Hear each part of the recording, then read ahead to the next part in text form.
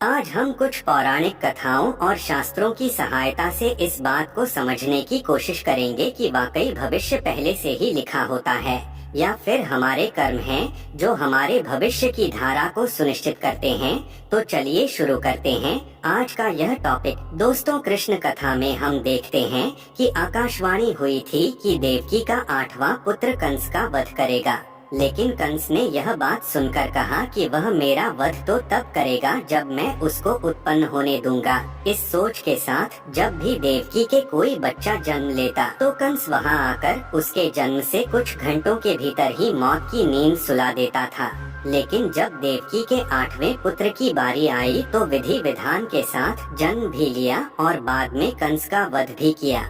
ऐसा इसलिए हुआ क्योंकि कंस की मृत्यु की भविष्यवाणी हो चुकी थी। साथ ही कंस के जन्म से ही लिख दिया गया था कि उसकी मृत्यु कैसे होगी और किसके हाथों होगी। यही नहीं दोस्तों, इस संसार में जो भी मनुष्य जन्म लेता है उसके बारे में भविष्य पहले से ही लिख दिया जाता है।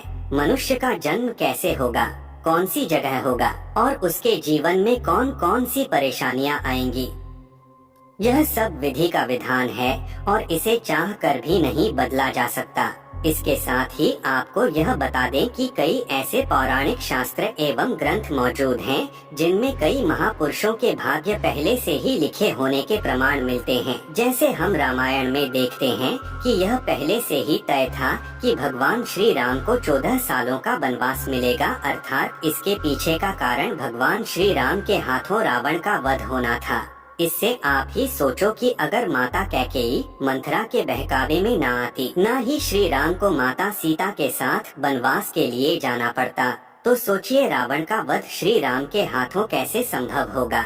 यह सब कैसे होना था, यह सब पहले से लिखा जा चुका था, जिससे कि यह सभी के सुमेल से संभव हो पाया। इसी तरह हर एक प्राणी का भाग्य लिखा जा चुका है। हम सब नाटक के छोटे से पात्र हैं जिनका किसी न किसी उद्देश्य के चलते इस संसार में जन्म हुआ है। लेकिन यह बात भी गलत नहीं है कि आपकी किस्मत आपके कर्मों पर आधारित है।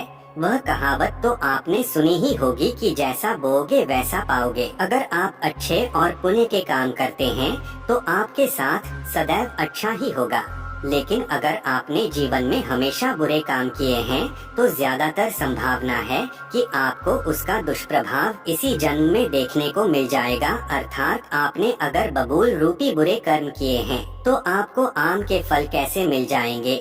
इसलिए हमारे शास्त्रों में हमेशा धर्म और पुण्य के कर्म करने की प्रेरणा दी गई है, क्योंकि यही वह रास्ता है जो हमें इस जन्म मरण के चक्कर से बाहर निकाल सकता है। वरना बुरे कर्म करने वालों को तो भगवान के चरणों में भी स्थान नहीं मिलता।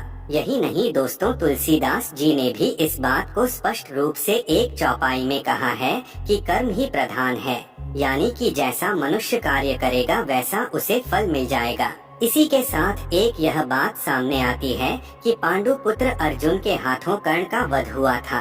अर्जुन ने कहा कि माधव मेरे हाथ कांप रहे थे, और ये क्या, आपने मेरे अपने ही श्रेष्ठ का वध मेरे हाथों लिख दिया, ये कैसा भाग्य है। तो इस पे श्री कृष्ण ने कहा, हे पांडु पुत्र, मैं कौन होता हूँ किसी मनुष्य को प्रारब्ध देने वाला, ये तो करनी का फल है।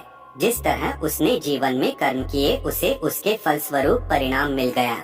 और हाँ, जीवन में किस स्तर पर फूल मिलेंगे या कांटे यह मनुष्य खुद कर्मों के द्वारा तय करता है। श्री कृष्ण ने कहा, तुमने अधर्म के विरोध में स्वर उठाया और धर्म का रास्ता चुना, जबकि कर्ण ने अधर्म का रास्ता। तो ऐसे में मैं क्या कर सकता था, लेकिन फिर भी मैंने उन्हें कई विकल्प दिए, परंतु उसने हर बार दुर्योधन और उसकी मित्रता को आवश्यक समझा। भागवत गीता के इस अध्याय में हमें यह सीखने को मिलता है कि भगवान हमें कुछ अवसर जरूर देता है, जिससे कि हम अपने किए गए बुरे कर्मों का पश्चाताप करके सही राह पर आ सकते हैं। अंत में यही कहना चाहूँगा कि अवश्य ही हमारा भविष्य लिखा जा चुका है, लेकिन कर्मों के आधार पर ही हमें फल मिलता है। और हम अगर अच्छे कर्म करेंगे तो जीवन को शांतिपूर्वक सुख समृद्धि प्राप्त करते हुए व्यतीत करेंगे।